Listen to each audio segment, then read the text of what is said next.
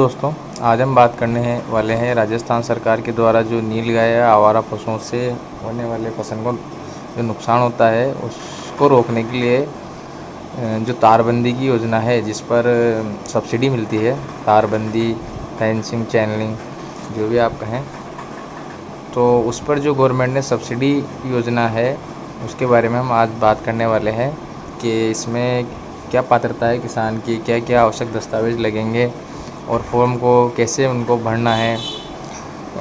इन सब के बारे में हम आज जानकारी लेंगे। तो सबसे पहले हम जो इसमें पात्रता है, किसान की जो पात्रता है उसके बारे में बात करेंगे। तो जो सबसे पहले किसान के पास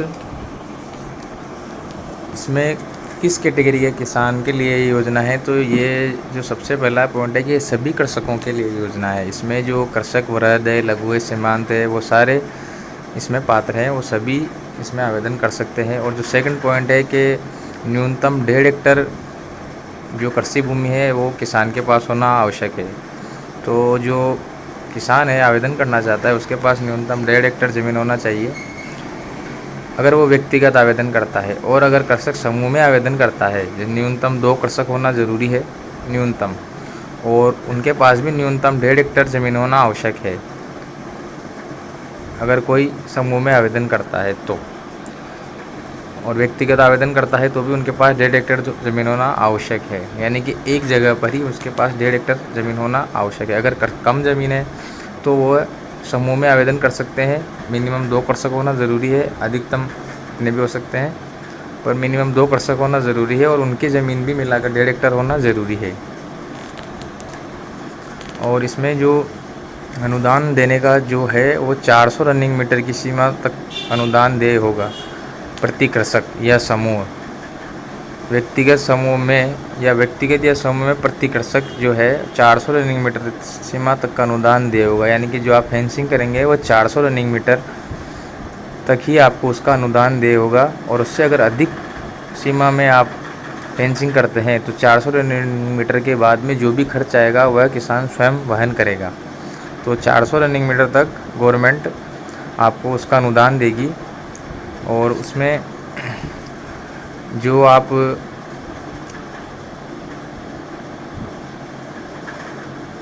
कार्य करवाएंगे उसके बाद में उसका प्री वेरिफिकेशन होगा। जो सहायक कृषि अधिकारी और कृषि पर्यवेक्षक है उनके द्वारा उसका वेरिफिकेशन किया जाएगा। उसके बाद में आपका आगे से सब्सिडी आपके अकाउंट में आएगी। और उसमें जो आगे मेन पॉइंट है कि आपको कितनी सब्सिडी मिलेगी, किस प्रकार से मिलेगी, तो उसके बारे में हम देख लेते हैं। तो इसमें जो लाभार्थी है, व्यक्तिगत लाभार्थी, यानी कि जो सिंगल किसान आवेदन करेगा उसके लिए है कि किसान को न्यूनतम 1.5 हेक्टेयर कृषि भूमि होने पर अधिकतम 400 रनिंग मीटर तक परिधि हेतु लागत का 50% अथवा अधिकतम राशि ₹40,000 जो भी कम हो प्रति कृषक अनुदान देय होगा।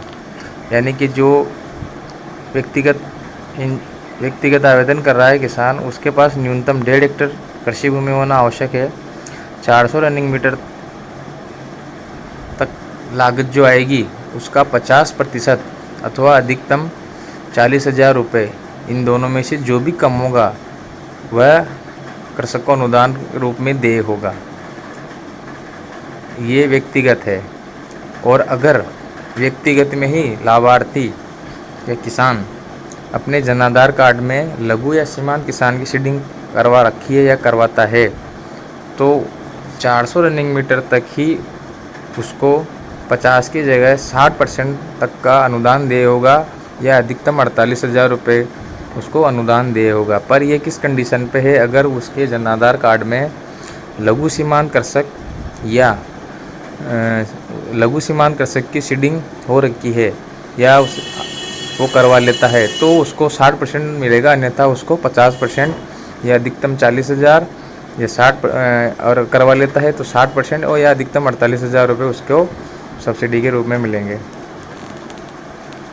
और अगर समूह में आवेदन करता है तो कृषकों हेतु पेराफेरी के परिधि कृषकों के लिए 2 या 2 से अधिक कृषकों के समूह के लिए न्यूनतम 1.5 हेक्टेयर कृषि भूमि होने पर लागत का 50% अथवा अधिकतम राशि 40,000 रुपये जो भी कम होगी प्रति कृषक अधिकतम 400 रनिंग मीटर अनुदान देय होगा। यानी कि अगर समूह में आवेदन करते हैं तो उनके पास भी 2 मिनिमम किसान होने चाहिए, 2 से ज़्यादा भी चलेंगे लेकिन 2 से कम नहीं होना चाहिए।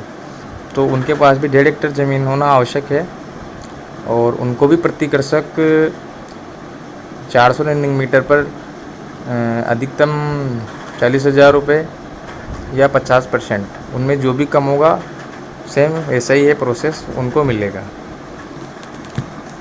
और समूह में भी सेम पॉलिसी है। अगर कृषक समूह में लघु सीमांत श्रेणी के कृषक शामिल हैं, अगर उनके जनाधार कार्ड में सीडिंग है तो वो लघु सीमांत जो सीडिंग करा रही है जनाधार कार्ड में, अगर वो उस कंडीशन के है और समूह में है तो भी अधिकतम 400 मीटर तक लागत का 60% या मैक्सिमम 48,000 रुपये जो भी कम होगा प्रति कृषक अनुदान के रूप में देय होगा। ये इसका मुख्य सब्सिडी का तरीका है। और उसके लिए जो आवश्यक डॉक्यूमेंट है, जो दस्तावेज है, तो वो डॉक्यूमेंट इस प्रकार हैं कि जनाधार कार्ड होना चाहिए आपके पास और उसकी लेटेस्ट जमाबंदी जो नकल है वो होनी चाहिए, 6 माह से अधिक पुरानी नहीं होनी चाहिए। और उसके अलावा उस जिस जगह पर वो ये तारबंदी करवा रहा है उसका नक्शा ट्रेस पटवारी से सत्यापित किया हुआ होना चाहिए। ये मुख्य दस्तावेज है जो आपको ऑनलाइन कराते समय आवश्यक है। ये आपको आवेदन कराते समय आपके पास होना ज़रूरी है। और इसमें आवेदन करने का आप मित्र के माध्यम से भी और स्वयं अगर